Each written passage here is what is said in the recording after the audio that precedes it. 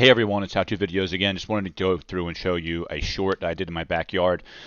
I've got a lawn rake that I tie behind this Creamworks Pro lawn tractor that I got. And of course, this thing is pretty sweet.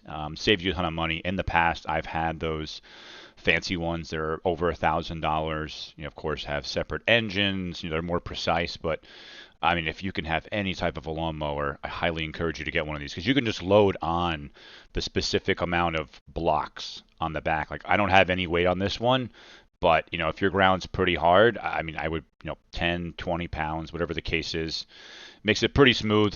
Process is to go through here, get this done, stop, and then when you're finished, you know what? Cut your lawn, bag it, and get that crap off your grass. Good luck.